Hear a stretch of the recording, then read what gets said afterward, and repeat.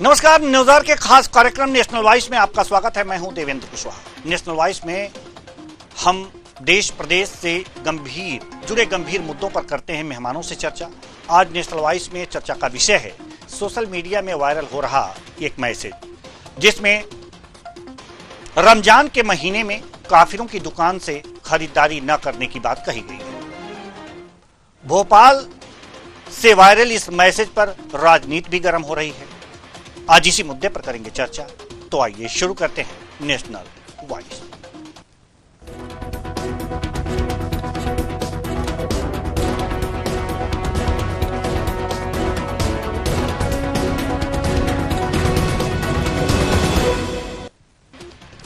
रमजान की शुरुआत के बाद से मध्य प्रदेश में सोशल मीडिया पर एक मैसेज वायरल हो रहा है।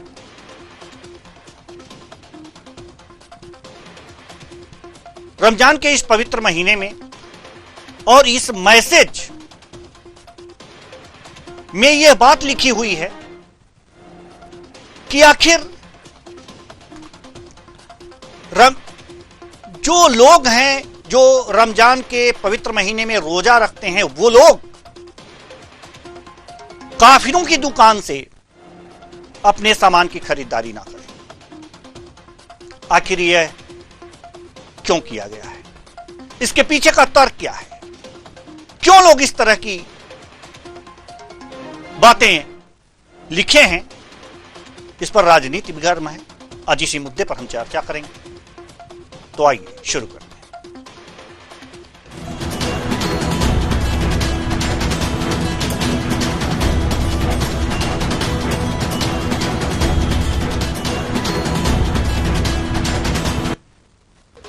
रमजान के पवित्र महीने में भोपाल से एक अपवित्र काम हुआ है। किसी नफरती तत्व ने नफरत का जहर उगला है। सोशल मीडिया पर हिंदुओं से सामान ना खरीदने की अपील की गई है।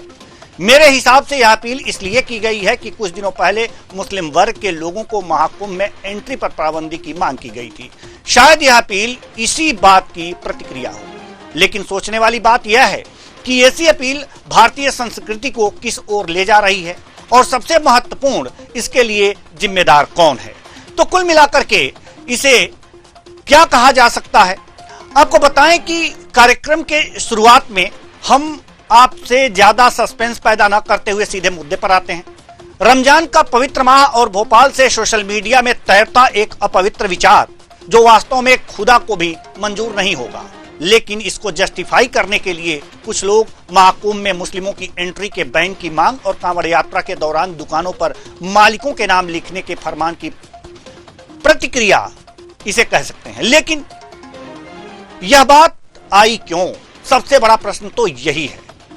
लेकिन यह बात आई क्यों, इससे पहले हम बताएं, यह वीडियो देखिए। यह वीडियो होटल में रोटी पर थूक लगाता यह शख्स वास्तव में किसी धर्म के लोगों को प्रिय नहीं होगा। मेरे हिसाब से किसी भी धर्म के मानने वाले लोगों को यह व्यक्ति अच्छा नहीं लगेगा। इसे किसी तरह मानव समाज में उचित नहीं ठहराया जा सकता और इसी डर से इसे यह बात सामने आई है, जो रमजान के पवित्र माह में अपवित्र विचार को जन्म दे बैठी है, जिस पर राजनीति भी गर्म है। आइए देखते हैं रमजान के महीने में इस अपवित्र विचार पर नेताओं का क्या कुछ कहना है। देता है हिंदू सर्वे भवन्तु सुखना का नारा देता है। हिंदू सबके सुखी की कल्पना और कामना करता है। संगम का तट अलग है। संगम और रमजान एकदम नहीं हो सकता। रमजान तो गली गली चौक चौराहे पर मनाया जाने वाला पर्व है। जहां मुसलमान है वह नमाज पढ़ेगा, वो अपने रोजे खोलेगा। वो संगम का भूमि नहीं। संगम की तो भूमि एक क्षेत्र सनातनियों की है, क्योंकि वहां सनातनी इकट्ठे हो रहे हैं, वहां साधु सन्यासी इकट्ठे हो रहे हैं, नागा दिगंबर इकट्ठे हो रहे हैं, वहां गंगा में डुबकी लगा रहे हैं, सुबह से मंत्रों और वेद उच्चारण हो रहा है। तो वो इसलिए अलग पर्व था, ये अलग पर्व है। लेकिन अगर इस पर्व पर भी आप ये मुहिम चलाओगे तो बीजेपी विधायक रामेश्वर शर्मा ने यह बात कही है कि वो बात कुछ अलग थी, ये बात कुछ अलग थी। देखिए, दो वीडियो हमने आपको दिखाए ये वीडियो आप जो देख रहे हैं, ये वीडियो वास्तव में जो कांवड़ यात्रा या महाकुंभ में इन लोगों पर बैन लगाने की बात की जा रही थी, वो इसीलिए की जा रही थी। चाहे हिंदू धर्म हो या मुस्लिम धर्म हो, सिख हो, ईसाई हो, कोई भी धर्म इस बात को जस्टिफाई नहीं करेगा जैसे ये भाईजान लोग सब्जियों पे थूक लगा लगा कर उसे पवित्र कर रहे हैं, रोटी पर थूक करके उसे रोटी पका रहे हैं। इसको पवित्र नहीं किया जा सकता। पहले वीडियो दिखाइए जिसमें ये बातें भोपाल के सोशल मीडिया से वायरल हो रही हैं।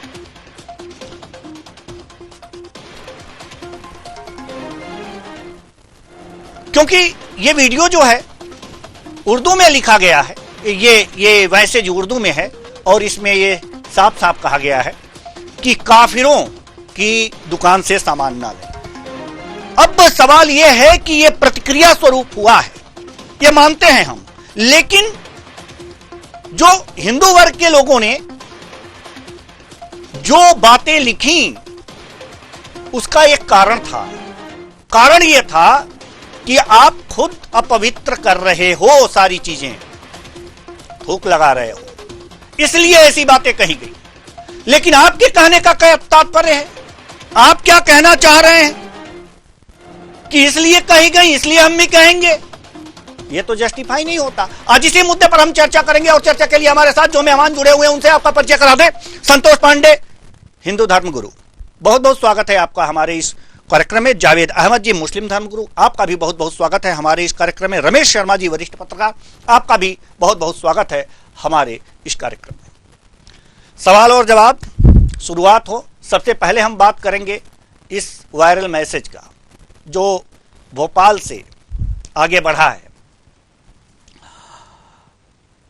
सबसे पहले संतोष पांडे जी, शुरुआत आप ही से करते हैं। ये मैसेज जो आया है इसको किस रूप में आप लोग देख रहे हैं? देवेंद्र जी, हर हर महादेव। हर हर महादेव। ये संदेश भारत की एकता, अखंडता और जो भारत भूमि की जो गरिमा है उसको खंडित करने के लिए यह संदेश, यह दुष्प्रचार भारत भूमि पर किया जा रहा है। और भारत एक ऐसी भूमि है इस संपूर्ण ब्रह्मांड में कि जो समस्त संस्कृतियों को, नाना प्रकार के खनिज पदार्थों को, नाना प्रकार के धर्म के शुद्ध विचारों को अंगीकृत करने के लिए ये भारत राष्ट्र पूरे विश्व के जितने भी राष्ट्र हैं उन समस्त राष्ट्रों में भारत राष्ट्र की संस्कृति सर्वश्रेष्ठ है। और भारत राष्ट्र की संस्कृति काफिर जैसे शब्द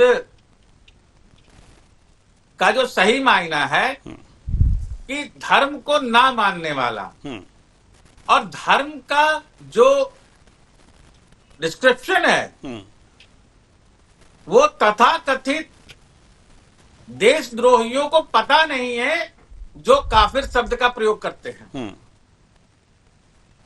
भाई मंच पर विराजमान है, मुस्लिम धर्मगुरु भी विराजमान है, वरिष्ठ पत्रकार भी विराजमान है, और आपका तो रोज किसी न किसी विद्वानों से संवाद होता ही रहता है जी। और यदा कदा समाज में आप भी निकलते हैं।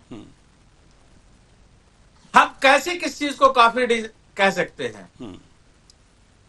क्या आपके धर्म के आचरण का सिद्धांत यही सिखाता है?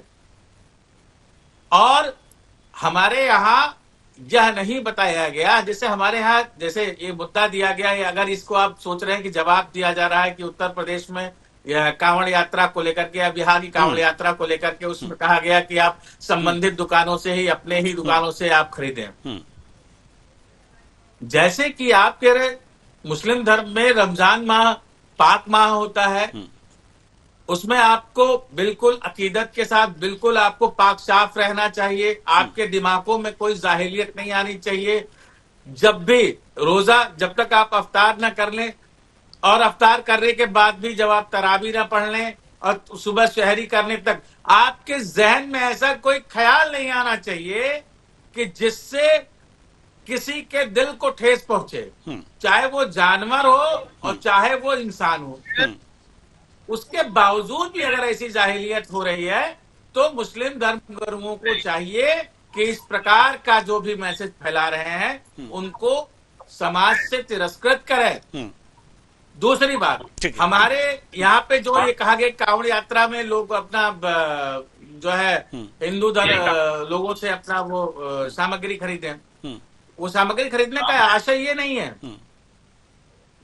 हमारे यहाँ जो कांवड़ यात्रा लेके जाते हैं वो व्रती होते हैं और व्रत में तमाम चीजों का संयम रखना पड़ता है और विदित कई घटनाएं आपके टेलीविजन के रिकॉर्ड पे, यूट्यूब पे तमाम सारे ऐसे घटनाएं आपको दर्ज मिलेंगी कि जिसमें थूक करके मतलब नाना प्रकार के वो गंदे आचरण करके, भाई आप किसको खिला रहे हो ऐसा करके। यहाँ पे जो भी है, भारत में जो भी मुस्लिम है वो सब कहीं न कहीं से बीते काल के सब सनातन के अंग रहे हैं जी, बिल्कुल। अब ऐसी परिस्थिति में अगर ऐसा दुष्कृत किया जा रहा है तो वो घृणित है और मुस्लिम समाज को ये चाहिए कि ऐसे दुष्कर्मियों को अपने समाज से परित्याग करें जी, और सरकार उन पर कानूनी कठोर कार्यवाही करे। जी ठीक है, आएंगे हम आपके पास। जब हमारे साथ एक और मेहमान जुड़ चुकी हैं, हिना जहीर नकवी जी, जो कि मुस्लिम धर्मगुरु हैं। बहुत बहुत स्वागत है आपका हमारे इस कार्यक्रम में। आएंगे हम आपके पास। जावेद अहमद जी, हम आपके पास आना चाहते हैं। जावेद अहमद जी, आपने सारी बातें सुनी, हिंदू धर्मगुरु की भी अपना पक्ष सुना और ये भी सुना कि जो ये संदेश मैसेज तैर रहा है सोशल मीडिया पर, इसके बारे में भी आपको जानकारी है। क्या कहेंगे आप इस मैसेज पे? मेरा आपसे एक अनुरोध है कि मेरा टाइटल बदल दीजिए। मैं मुस्लिम स्कॉलर हूँ, धर्मगुरु नहीं हूँ। जी जी जी, मुस्लिम स्कॉलर, माफ कीजिएगा, हम अपनी टीम से अनुरोध करेंगे कि मुस्लिम स्कॉलर लिखा जाए, मुस्लिम धर्मगुरु न लिखा जाए। जी जी, बहुत बहुत शुक्रिया। देखिए, ये जो आपका मौजू है जिसपे आपने डिस्कशन में शामिल किया है जी, ये एक बहुत ही अत्यंत दुखद है और तकलीफ का वाली बात है जिस मुल्क में हर मजहब और धर्म पंथ के मानने वाले हैं। इसकी शुरुआत जो है गुजरात से, डंडिया और गरभा से शुरू होता है, उत्तर प्रदेश में कांवड़िया से शुरू होता है और हाल ही में महाकुंभ में इस पे आह्वान किया गया। और कल की खबर बताऊं, लखनऊ में एक हिंदू संस्थान ने यानी ग्रुप ने इस बात का मुख्यमंत्री को चिट्ठी लिखा अपने खून से कि आप होली के कार्यक्रम या किसी तरह के तरकीब में आप मुस्लिम को न शामिल होने दें। तो ये एक सिलसिला चल रहा है। ये कौन इसके पीछे हैं? 140 करोड़ की आबादी में अगर मुट्ठी भर लोग ऐसी नफरत और गंदगी फैला रहे हैं तो उनकी तलाश होनी चाहिए। आज का मुद्दा, ये क्रिया प्रतिक्रिया ये चलता रहेगा। ये नफरत की बीज कौन बो रहा है? जहाँ पे किसी किसान से हिंदू है कि मुसलमान है, अनाज कौन पैदा करता है, तमाम मिल्क प्रोडक्ट हैं वो कौन पैदा करता है, खाड़ी देशों से तेल आता है या कौन पैदा करता है, यहाँ से बहुत सारी चीज उत्पाद होकर खाड़ी देशों में जाता है। तो ये गंभीर है जो नफरत की तरफ ले जाता है। आज की खबर बताऊं, हाल ही में अभी आज की बात है कि 100 करोड़ लोगों के पास पैसे खर्च करने के लिए नहीं है। आज ये बैंक ने, वर्ल्ड बैंक ने एक प्रेस रिलीज किया है जो पत्रकारों और मीडिया में डिस्कशन हो रहा है, जहाँ पे 80 करोड़ लोग खाना नहीं है, उनको फ्री में खाना सरकार दे रही है। क्या ये मुद्दा ज्यादा जरूरी है कि किसका आना है, किसका नहीं आना है, कौन कुंभ में आएगा, कौन होली में आएगा? इससे समझा जा सकता है ये राजनीति से प्रेरित है। ये संघ की आईटी और बीजेपी की आईटी सेल है। हम तो कहते हैं इनका धर्मी मजहब नहीं है। तो क्या हम लोग यहाँ जो बैठे हैं, जो हम चर्चा में आए हैं, क्या इस बात को समझते हैं कि क्या ये जरूरी है कि मजहब के झंडे को आगे लेके चलें? गरीबी, जरूरत, तालीम, स्वास्थ्य, इस पे बात ना हो। तो मैं समझता हूँ कि मेरी अपना विचार है, मैं किसी धर्म और मजहब को नहीं रिप्रेजेंट करता हूँ कि ये अत्यंत खेद की बात है। उस व्यक्ति की तलाश होनी चाहिए जिसने लिखा है। या जो पहले गरबा में मना किया था उसकी भी तलाश होनी चाहिए, या जो महाकुंभ में तो खैर जिम्मेदार लोगों ने मना किया है, जो देश के और राजनीति में उनकी हैसियत है। तो आपको समझना होगा कि 100 लोगों के पास पैसे खर्च, 100 करोड़ लोगों के पास पैसे करने के लिए नहीं है। 80 करोड़ जनता फ्री में खाना खाती है। क्या अभी भी लिखने के लिए कुछ बाकी है, या और इससे भी बुरा दिन देखने को हम तैयार हैं जी। तो मेरी राय ये है कि ऐसे मुद्दों में, ऐसे मामलों में लकीर को छोटी करनी चाहिए, न कि बड़ी करनी चाहिए। जी बिल्कुल, बिल्कुल सही बात आपने कही है। हिना जी, जो हिना जहीर जी हमारे साथ हैं, हम चाहेंगे कि अपने विचार जो है थोड़ा सा अगर जो संक्षेप में हमारे मेहमान अगर रखें तो हम ज्यादा से ज्यादा प्रश्न ले पाएंगे, विचार जान पाएंगे। इस जो वायरल मैसेज है इस समय, उस पर आपके क्या विचार हैं हिना जी? देखिए, सबसे पहले तो मेरा ख्याल ये है कि इस सोशल मीडिया के दौर में सबसे बड़ा काम जो जनता को करना है वो अपने दिमाग के जो सारे दरीचे हैं, यानी सारे गेट से हमको खोलना होगा। सोशल मीडिया पे लाइक्स बढ़ाने के लिए, मैसेज को वायरल कराने के लिए उल्टे सीधे मैसेज हो रहे हैं, कभी कुल को लेकर तो कभी रमजान को लेकर। और सबसे बड़ी बात यह है कि आप धर्म जो इंडिया की उससे कभी भी अपना मुंह नहीं मोड़ पाएंगे। नफरत का बीज आप कितना भी बोले, मैं आपको अपने घर की, अपने बेटे की मिसाल दूं कि जहां उसके फ्रेंड की दादी खत्म हुई दिल्ली में, तो रिश्तेदार एक भी नहीं पलटा जो कांधा देता। 2 कांधे, एक उनकी दादी के बेटे की और एक मेरे बेटे के फ्रेंड के थे, और 2 कांधे मेरे एक जो बच्चे थे वो एक मेरे बेटे के, उसके मुस्लिम फ्रेंड के थे। और सारा जो पूरी फॉर्मेलिटीज थी, अंतिम संस्कार से लेकर आगे तक, वो खाना देने से लेकर वो सब मेरे बेटे और उसके फ्रेंड ने की। तो आप बताइए, ये जो मैसेजेस आए दिन नफरत का बीज बोया जा रहा है, ये कहाँ तक इफेक्टिव हो रहा है? हमारी संस्कृति में एक दूसरे से भाईचारा इस तरह से गुंदा हुआ है कि आप इसको, जैसे आटे में आप नमक मिला दिए फिर चाहिए अलग करना, वो कभी अलग हो ही नहीं सकता। इसलिए आप कुछ कहते रहिए।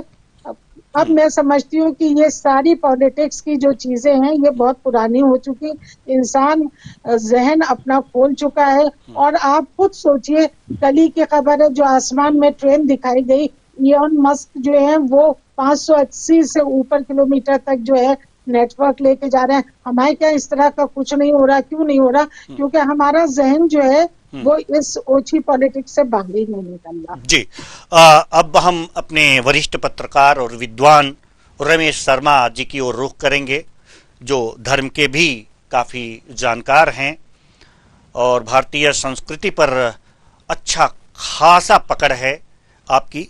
आपसे हम जानना चाहते हैं, कारण जानना चाहते हैं। हम मेरे विचार से इसकी उत्पत्ति, इस तरह के बातों की उत्पत्ति मेरे हिसाब से, अगर मैं गलत होऊंगा तो टोक दीजिएगा, क्योंकि आप मेरे आदरणीय हैं, सम्माननीय हैं, विद्वान हैं, वरिष्ठ हैं।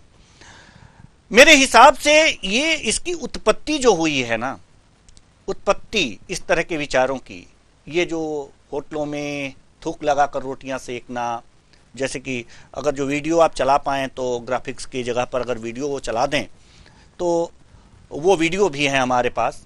ये इस तरह के वीडियो जो होटलों में रोटी पर थूक लगा करके रोटी पकाना और सब्जियों पर थूक लगा के उसे ये करना, और जब ये बातें सामने आई हैं उसके बाद से इस तरह के विचार सामने आते रहे हैं। और आज ये हो गया कि बस मेन जो बातें हैं जिसे बंद होना चाहिए, जिस पर रोक लगना चाहिए, अगर ये सब बातें जो सब्जियों पर थूक लगाते हुए वीडियो चल रहे हैं, रोटी पर थूक लगाते हुए वीडियो जो चल रहे हैं, अगर इस पे रोक लग जाए तो अपने आप ही ये सारी चीजें खत्म हो जाएंगी। क्योंकि चाहे हिंदू हो, मुस्लिम हो, सिख हो, ईसाई हो, कोई भी व्यक्ति इस बात को ग्राह्य नहीं कर सकता कि थूक लगाकर उसे कोई सामान दिया जाए खाने पीने की। क्या लगता है आपको, क्या यही कारण है या कोई और भी कारण हो सकते हैं? जी देखिए, कुल मिलाकर के मुझे इसमें 2 कारण दिखाई देते हैं। सबसे बड़ी बात आप अगर देखेंगे, जब से भारत की अर्थव्यवस्था 5वें क्रम पर आई और हम तीसरे क्रम पर आने की संकल्प में आगे बढ़े, भारत के अंदर ये विभाजनवादी चीजें और तनाव फैलाने की चीजें फैल गई हैं। मान करके चलिए, यदि भारतीय समाज परस्पर के तनाव में एक दूसरे के झगड़े में अगर लगेगा तो वो प्रगति नहीं कर पाएगा जो हमने लक्ष्य तय किया है। ये ठीक उसी प्रकार है, जिस घर में दो भाई आपस में लड़ते हैं वो जमीन जायदाद सब बर्बाद होती है। ठीक उसी प्रकार भारत की बढ़ती हुई प्रगति को रोकने के लिए कुछ अंतर्राष्ट्रीय शक्तियां जो षड्यंत्र कर रही हैं, इस तरह के काम उस षड्यंत्र का हिस्सा है और इसको सारे जागरूक नागरिकों को इस बात को समझना। अब दूसरी बात आती है जो आपने कहा थूक लगाने की। मैंने एक नेशनल चैनल के वीडियो में मैं तो ये भी देखा था कि बाथरूम मिलाया जा रहा था। रायसेन में एक फल में बकायदा वो जीभ से उसको जूठा कर रहा था। तो ये ऐसी देश भर में ऐसी घटनाएं मिलती हैं। इसके पीछे दो कारण हैं। मैं एक आरिफ मोहम्मद जी हैं जो गवर्नर हैं, कहीं राज्यपाल हैं कहीं पर, और अपने समय के अच्छे पत्रकार रहे। उनका एक लेख था, उन्होंने कहा कि भारत में अधिकांश लोग नबी के बताए रास्ते पर नहीं है बल्कि मुल्ला का धर्म हो गया। ये उन्होंने लेख लिखा हुआ और उसके उन्होंने 3-4 उदाहरण दिए। उनका कहना था कि इस्लाम जो बात करता है वो इंसानियत की बात करता है, इस्लाम मुसलमानियत की बात नहीं करता है। नबी हुजूर ने ये फरमाया था कि अगर पड़ोसी भूखा है, ये आवश्यक नहीं है कि वो मुसलमान है, वो यहूदी भी हो सकता है, वो और हिंदू भी हो सकता है। यदि वो भूखा है तो आपका खाना हराम है, ये नबी हुजूर ने फरमाया था। अब मुझे पता नहीं उन्होंने सही फरमाया था या मैंने गलत सुन लिया। ये अगर मैंने गलत सुना तो माफी के साथ, दो स्कॉलर हैं हमारे बीच में। एक बात, एक और बात मैंने सुना है नबी हुजूर के बारे में। कोई यहूदी कहीं से जा रहा था, वो मस्जिद में ठहर गया और जब वो गया तो मस्जिद को थोड़ा सा गंदा कर गया, तो हुजूर ने अपने हाथ से वो सफाई की थी। उन्होंने कहा था वो मेरा मेहमान है, मुझे रात को देखना था कि उसको क्या स्थिति है। एक उदाहरण और हुजूर का मैंने सुना है, पता नहीं कितना सच है, जावेद जी और हिना जी बताएंगे। जब मदीने में पहली सल्तनत कायम हुई इस्लाम की, तो नबी हुजूर ने फरमाया कि कोई मुसलमान अगर गैर मुस्लिम से सत्ता के जाति करेगा तो आखिरत में मैं उसका वकील बनूंगा। तो कुल मिलाकर के इस्लाम इंसानियत का धर्म है। लेकिन कुल मिलाकर के इस समय अगर देखा जाए तो इस समय सर काटने की बात, इस्लाम में माफी पर बहुत ज्यादा जोर दिया गया, तो लेकिन सर काटने की बात होती है, गंदगी करने की बात होती है, जूठा खिलाने की बात होती है। आप तो इसकी दुकानों की बात कर रहे हैं, पूरे मोहल्लों की सफाई होती है। हमने संभल में क्या देखा, 76-78 में पूरे मोहल्लों की सफाई हुई है। तो कुल मिलाकर के किस दिशा में जा रहा है, इस पर धर्म गुरुओं को और मुस्लिम स्कॉलर्स को आगे आकर के करना चाहिए। अब दूसरी बात आती है उसे सामान खरीदने के लिए। ये ग्राहक की अपनी मर्जी है, वो किस दुकान से खरीदता है और कुछ दुकान से नहीं खरीदता। अब चूंकि इस समय सोशल मीडिया आ गया है तो इस तरह की बातें हो गई हैं। बहुत साल पहले इतवारे से एक यूनानी सफाखाने की तरफ पुराने भोपाल में एक रास्ता जाता तो नुक्कड़ पर एक मस्जिद पड़ती है। बहुत साल पहले मैंने उस पर उर्दू में लिखा देखा था, उसकी फोटोकॉपी करा के उन दोनों में एक स्थानीय अखबार में था, उसको मैंने छपवाया भी था, तो रिकॉर्ड भी है पर भी है। तो ये एक अभियान बराबर चलता चला जा रहा है। अब तीसरी बात प्रतिक्रिया की आती है। एक प्रतिक्रिया की आती है दुकान से सामान खरीदना, एक अलग बात है, लेकिन व्रत के आधार पर, त्योहार के आधार पर किसी धार्मिक आयोजन में किसी का आमंत्रित होना, वो बिल्कुल एक अलग बात है। तो कुल मिलाकर के इन सारी चीजों पर इस्लाम चूंकि इंसानियत की बात करता है, इस्लाम के धर्म गुरुओं को स्वयं आगे होकर के आना चाहिए और इन सारी बातों को रोक लगाना चाहिए। उनको समझाना चाहिए हिंदुओं की सहिष्णुता को। आप बांग्लादेश में अल्पसंख्यकों की क्या हालत है, पाकिस्तान में अल्पसंख्यकों की क्या हालत है, आप अल्पसंख्यकों की स्थिति देख लीजिए। तो कुल मिलाकर के उस सहिष्णुता को समझा करके सामाजिक समरसता का भाव जागृत करना चाहिए। और मैं समझता हूं दोनों पक्षों के जो धार्मिक धर्म गुरु हैं और स्कॉलर है, उनको बैठ करके एक आचार संहिता पर विचार करें सार्वजनिक जीवन में। अगर हम हिंदू हैं तो अपने घर के अंदर हों, हम मुसलमान हैं तो अपने घर के अंदर हों, अगर बाहर निकल रहे हैं तो हम भारत राष्ट्र के नागरिक हैं। इस वातावरण को कहीं ना कहीं मजबूत करना होगा और हमको हमारी पवित्रता का ध्यान नहीं, दूसरे की पवित्रता का ध्यान रखना होगा कि किस तरीके से हिना जी को कौन सा भोजन पसंद है मैं वही दूं उनको, जावेद जी को क्या पसंद है वही दूं, स्वामी जी को क्या पसंद है वही दूं। मैं अपनी इच्छा दूसरे पर ना ला दूं। ये थूक लगा करके, जूठा खिला करके क्यों आखिर हम बलपूर्वक, योजना पूर्वक उनको अपने पंथ में शामिल करते हैं। हम अपना दर्शन दें उनको कि हमारे ये सिद्धांत हैं, इन 5 चीजों पर आपको अमल करना है और उसके आधार पर आप इस्लाम करेंगे। हृदय के अंदर अगर ईमान आप ले आए हैं तो आप मुसलमान हैं, जरूरी नहीं है कि हज नमाज करना। तो कुल मिलाकर के हृदय में अगर ईमान है तो व्यक्ति मुसलमान है।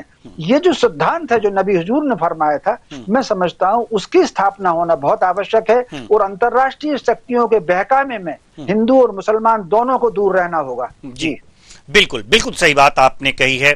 संतोष पांडे जी, हम आपके पास आते हैं, हिंदू धर्म गुरु हैं आप, और सवाल देखिए हिंदू धर्म से जुड़ा हुआ भी है, क्योंकि अभी जावेद जी ने इस बात को रेखांकित किया कि कांवड़ यात्रा के दौरान जो बातें हुई, महाकुंभ में जैसे लोगों को आमंत्रित न करने की बातें कही गई कि उनको न लाया जाए, तो इस तरह की बातें भी आती रही हैं सामने। तो इस तरह की बातें भी नहीं आनी चाहिए मेरे समझ से। तो इस क्या इसमें आप कर जी सबसे पहले तो मैं एक बात कहूंगा कि मंच पर विराजमान वरिष्ठ पत्रकार महोदय ने बहुत सुंदर विश्लेषण किया, बहुत सुंदर। मैं उस ये संदेश फैलाने वाले उस व्यक्ति को ये मैसेज देना चाहता हूं कि भाई तुमने तो ये संदेश प्रसारित कर दिया कि काफिरों की दुकान से कुछ मत खरीदो, तो क्या सारी चीजों का उत्पादन सिर्फ मुस्लिम समाज ही करता है? भाई कहीं न कहीं तो उसमें अन्य धर्म के लोग भी शामिल हैं,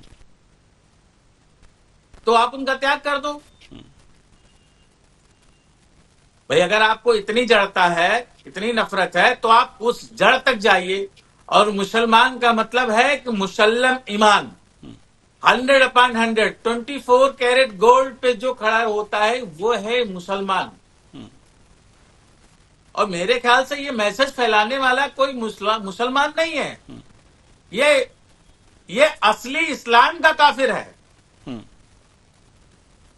तो ये इस्लामिक स्कॉलर महोदय से भी मैं अनुरोध करूंगा और इस्लामिक विद्वान मोहतरमा बहन जो बैठी हुई है मंच पे, उनसे भी मैं एक गुजारिश करूंगा कि ऐसे लोग अगर अगल बगल पड़ोस में कहीं भी दिखें तो उनके साथ सामाजिक बहिष्कार, शरीयत के अनुसार जो आपके यहाँ उनकी सजा मुकर्रर है, उस सजा का उनको बिल्कुल उनको मिलना ही चाहिए। लेकिन वही सवाल आपसे है, वही सवाल आपसे मैं करना चाहता हूं कि जी जो इस तरह की बात हिंदू धर्म में भी करते हैं जी, उनके लिए मैं बोल रहा हूं उसमें भी जी हिंदू धर्म में यदि देखिए विभीषण हर जगह है, हमें विभीषण से सावधान। अब विभीषण का तात्पर्य ये मत कर लीजिएगा कि प्रभु श्री राम की उन्होंने मदद की थी। हाँ बिल्कुल बिल्कुल, हम वास्तविक वो बात कर रहे हैं कि जो हमारा जो धर्म है, जो हमारे लॉर्ड्स ने हमको जो नॉलेज बुक दिया है, जिस नॉलेज बुक से हम इस समाज में अपने को एक मर्यादा में रह करके एक मैसेज देने का काम करते हैं, उस लॉर्ड की बुक को अच्छे तरीके से पढ़िए और जाहिलों की बात में मत आइए। भाई किसी ने शिकायत किया, आज ये शिकायत हुआ है कि किसी ने मैसेज कर दिया कि आप हिंदुओं के यहां से कुछ मत खरीदिए। ऐसे ही कांवड़ यात्रा में हुआ। भाई आप ये बताइए कि आप जो है, मैं इसका समर्थन नहीं करता हूं जीव हिंसा का, लेकिन प्रत्येक मुसलमान भाई ये बताए मुझे कि उसके यहाँ जो मछली और बकरे जाते हैं उनका मैक्सिमम प्रोडक्शन कौन करता है और वो कहां से आता है? हमारे हिंदू भाई ये बताएं कि जो सब्जियां आज अगर मुसलमान ये सोचे उसके पास कितनी ताकत है और वो छोटी सी जाहिलियत में अगर वो एक दिन का स्ट्राइक करता है तो लोग सब्जी और दूध के बिना परेशान हो जाएंगे। नहीं, हमें तो ये लगता है ना कि जो जहाँ जैसे मीट मुर्गा की आपने बात की, तो ज्यादातर मुस्लिम भाई ही की दुकान से ही ये सब चीजें आती हैं। कोई नहीं, उसके प्रोडक्शन में जाइए, देवेंद्र उसके प्रोडक्शन में जाइए, उसका प्रोडक्शन आप देख लीजिए, उत्पादन जड़ पे आप जाइए। हमारे यहाँ कांवड़ यात्रा में इसी तरीके की साजिश की गई। हम जो व्रती लोग हैं उनकी मर्यादा को खंडित नहीं कर सकते। आप अगर आपका रोजा चल रहा है तो आपके रोजा में किसी भी प्रकार का दखल देने का और उसमें किसी प्रकार की गंदगी सोच रखने का ये हमारा अधिकार नहीं है। अगर रखते हैं तो वास्तव में ये क्षम्य नहीं है, अगर रखते हैं तो ये क्षम्य नहीं है। जी, जिन जाहिलों ने पाक कुरान शरीफ के मसले को ना समझा हो कि उस पे क्या लिखा है, वही लोग बैठ करके फिरका परस्ती की बात करते हैं। मैंने वेद भी पढ़ा है, पुराण भी पढ़ा है, ऋचाएं भी पढ़ी है, उपनिषद भी पढ़े हैं, सब पढ़े हैं, लेकिन हमारे और उसके अलावा बाइबल भी पढ़ी है, कुरान भी पढ़ी है, गुरु ग्रंथ साहिब भी पढ़ा है, लेकिन कहीं पे हमें ये दिखा दें कि इंसानियत के खिलाफ या आपके यहाँ बोला गया कि आदम के खिलाफ अगर कोई बात लिखी गई है, कोई ऐसी बात लिखी गई कि गैर धर्मी, धर्म क्या है, धर्म की फिलॉसफी क्या है, धर्म के फिलॉसफी पे काम करिए ना जी। अब ये कोई ये कह रहा है कि इनके यहाँ से सामान मत खरीदो, उनके यहाँ सामान मत खरीदो, तो इससे आपका विकास समाप्त हो रहा है, इससे आपकी जो गरिमा है। इस देश ने एपीजे अब्दुल कलाम को पैदा किया है तो अशफाक उल्लाह खां को भी पैदा किया है, तो भगत सिंह को भी पैदा किया है, चंद्रशेखर आजाद को भी पैदा किया है, लक्ष्मीबाई को भी पैदा किया है। यह भारत का जो मुकुट विश्व पर जो शिखर पर है वो सिर्फ व्यक्तिगत हिंदू का नहीं है और ना ही व्यक्तिगत मुसलमान का है, उसमें शहादत हर किसी वर्ग के लोग ने दिया है। चलिए ठीक है, ये सारी चीजें तो हैं जी, ये सारी चीजें तो हैं पांडे जी, लेकिन अब जावेद जी के पास हम आना चाहेंगे और मिल करके, भारतीय संस्कृति है एक दूसरे से मिल करके रहना, चाहे किसी भी धर्म के हों, और सभी लोग वास्तव में यही चाहते हैं कि हम किसी के धर्म को अपवित्र ना करें, कुछ शरारती तत्वों के अलावा जो इस तरह के हरकत करते हैं, चाहे हिंदू धर्म में हो चाहे मुस्लिम धर्म में हो। लेकिन अब सबसे बड़ा सवाल, अगर जो बातें इस तरह की आ जाती हैं सामने, तो उसका विरोध कैसे किया जाना चाहिए, कैसे उसको मात देनी चाहिए कि अगर जो सोशल मीडिया पर इस तरह के पोस्ट वायरल हुए तो क्या, अगर जो हिंदू धर्म से संबंधित अगर जो कोई पोस्ट है तो क्या हिंदू धर्म के लोगों को आगे आ जाना चाहिए और इतने पोस्ट भरमार कर देना चाहिए कि उस पोस्ट का कोई मतलब ही ना रह जाए। ऐसे ही जो ये पोस्ट आया है इस पर क्या मुस्लिम वर्ग के लोगों को भी, हमें मेरे विचार से ऐसा होना चाहिए कि इतनी भरमार पोस्ट हो जाए कि हम कहीं से खरीदें, आप कौन होते हो ये डिसाइड करने वाले, इस तरह के अगर जो पोस्ट आ जाए तो इसके कोई मायने ही नहीं रहेंगे और फिर चर्चा का कोई विषय ही नहीं होगा, तो चर्चा उल्टी दिशा में होगी कि वाह क्या हुआ है, ये भारत की संस्कृति है। क्या लगता है आपको जावेद जी?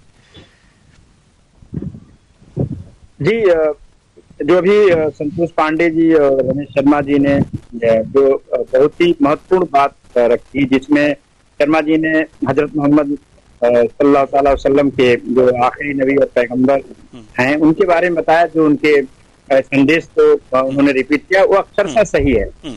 और इसी तरह हमारे संतोष पांडे जी ने बहुत खूबसूरत और अच्छी बात बताई कि हमारे समाज में, हमारे देश की जो संस्कृति है, हम एक दूसरे के मतलब इंटीग्रल पार्ट हैं, हमारी एक दूसरे की साझेदारी है और हम समरसता पे बिलीव करते हैं। लेकिन मुद्दा ये है कि ये मुल्क संविधान से चलेगा। अगर मुल्क संविधान से चलेगा तो ये उसके लिए कंप्लायंस के लिए राज्य सरकार, उसके लिए कानून कायदे हैं। कोई व्यक्ति अगर गलत करता है तो उसको नजीर पेश करनी होती है कि भाई अगर ये गलती किया, ये फलां पर्सन है, फलां धर्म मजहब से मतलब नहीं मुझे। जी, हम थोड़ी देर के लिए रोकना चाहेंगे तो आपकी बात जी जावेद जी, हम थोड़ी देर ये वायरल की मैं आज मुद्दे पा जाऊं, जो वायरल की जो बात करते हैं तो ये टेक्निकली ट्रेसेबल है और ये इसका सोर्स पता होना चाहिए। और जैसे आपने पहले ही बात कह रखी है कि कहाँ से ओरिजिनेट हुआ, क्रिया प्रतिक्रिया अपनी जगह बात है। लेकिन दो सुझाव था, एक तो था कि धार्मिक या सामाजिक लोगों को आगे आगे खंडन करना चाहिए, बिल्कुल सही बात है। लेकिन जो दूसरी सबसे अहम बात है कि संवैधानिक जो पदों पे लोग बैठे हैं वो धर्म मजहब की बात नहीं है। अगर वो किसी चीज का आह्वान करते हैं तो फिर उसका क्या इलाज है, उसके लिए क्या बाध्यता है। तो हम ये देख रहे हैं कि जो बदलती सूरत है जो हमारे मुल्क की, जिस मुल्क में बहुत ही खूबसूरत और बहुत ही बेहतरीन गुलदस्ता है और गंगा के पानी से हम वजू भी करते हैं और उसको हम जलाभिषेक भी करते हैं और गंगा के पानी से हम उसको पीते भी हैं और उसका सम्मान भी करते हैं। अभी हाल ही में कुंभ में हमने देखा त्रासदी में किस तरह से सारे बैरियर को तोड़ के हिंदू और मुस्लिम की बात न होके लोगों के राहत के लिए लोगों ने अपने दरवाजे खोले, अपने इबादतगाहों खोले और दुनिया को एक मिसाल पेश किया। जहाँ पे ये बात हो रही थी कि ये नहीं आएंगे, वो नहीं आएंगे, लेकिन हम ये कह रहे हैं कि हम जो पैनल में जो लोग हैं, हमारी जिम्मेदारी बनती है कि हम एक सार्थक बात करें और ऐसे मुद्दों को नल एंड वाइड करें। और हम हिंदुस्तान अगर 5 ट्रिलियन का अगर जीडीपी का बनता है अगर इस्लामी मुल्क दुनिया में, तो इसमें नफरत को मिनिमाइज करना होगा, धर्म के को अपना व्यक्तिगत मानना होगा, धर्म का जो प्रवाह है जिसकी वकालत सरकार और बने हुए संवैधानिक पदों पे हैं उनको इसको त्यागना होगा। और हो सकती है कि साजिश हो, ये इसको इनकार नहीं किया जा सकता, लेकिन हमारे पास ये मुल्क हमारा बहुत ही सुदृढ़ स्मार्ट टेक्नोलॉजी में बहुत आगे जा चुका है। हम ये पता कर सकते हैं कि किसकी शरारत है और क्यों हो रही है। जी। जैसे मैंने अभी बताया कि लखनऊ में कल के आज के अखबार में सुर्खियों में है कि होली के लिए भी ये बात कही गई, तो कौन व्यक्ति, वो जो अपना नाम बता रहा है, वो व्यक्ति अपना खून से लिख रहा है।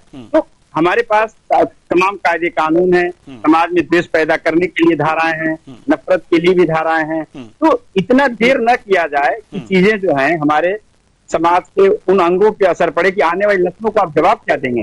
इसका मतलब ये है कि पहले की नस्ल हमारी हमसे अच्छी थी या हमारे पुरखे अच्छे थे, हम खराब हैं, ऐसा नहीं हो सकता, 100% नहीं हो सकता जी। ये जो आज के परिवेश में जो चैलेंज है उसको ठीक करना होगा, ये हमारी जिम्मेदारी है। ठीक है।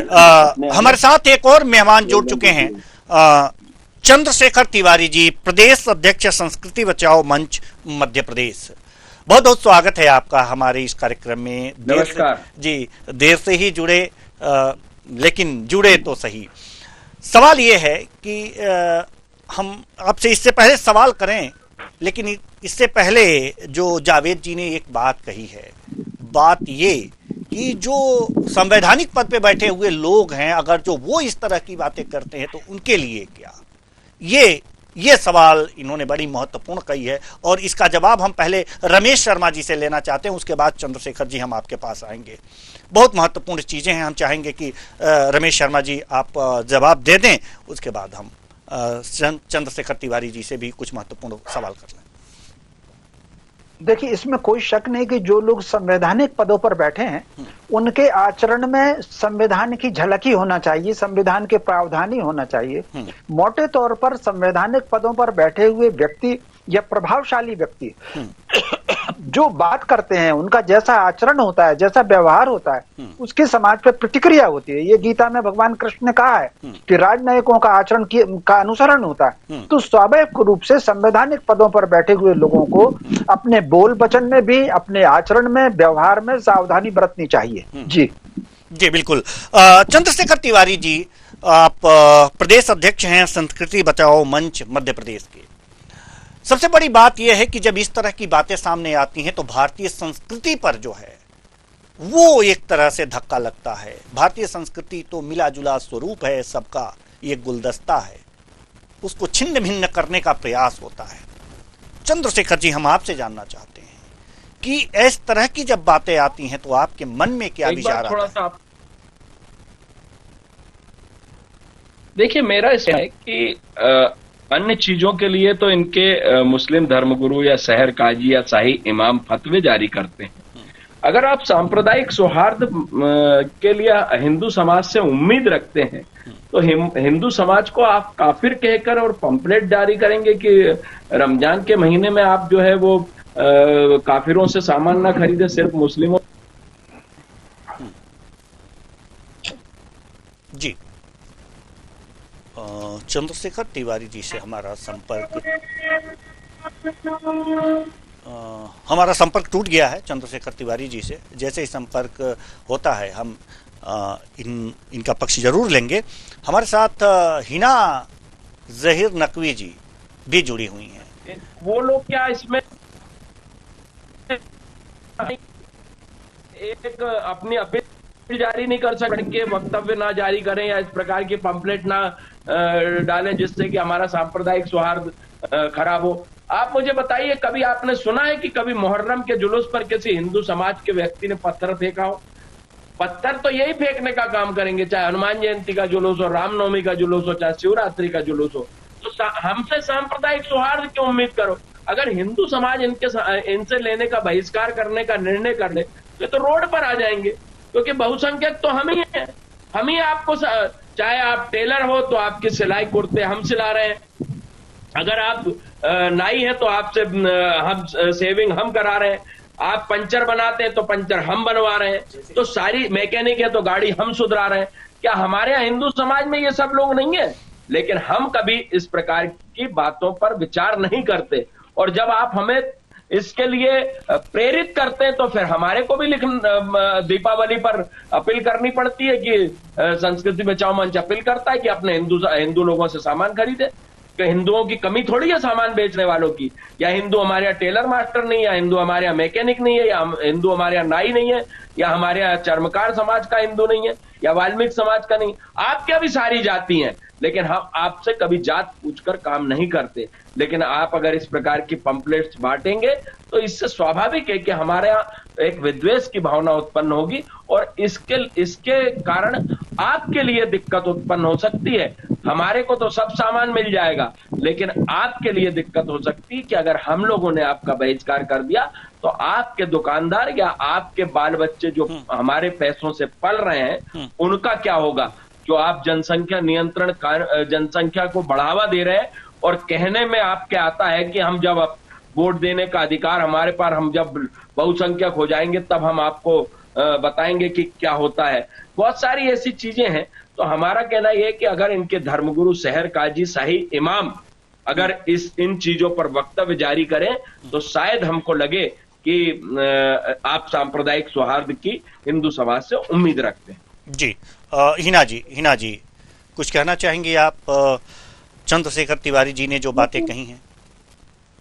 देखिए, मैं सिर्फ ये कहना चाहूंगी कि भाई ये स्टार्ट कहाँ से हुआ? कभी कुंभ से स्टार्ट होता है, कभी पहले भी एक वेव आई थी, और इस सोशल मीडिया के जमाने में जब आदमी टेक्नोलॉजी बेस्ड है, तो आप ये बताइए क्या जो है वो फेक वीडियो नहीं बनाए जा रहे हैं? आप ये बताइए, ये कहीं पे भी दिमाग में आने वाली बात है? थोड़ी आवाज तेज बोलिए, आपकी आवाज नहीं आ रही है ना जी। आने वाले का नाम पता नहीं नोट हो रहा है तो थू कौन खा रहा है?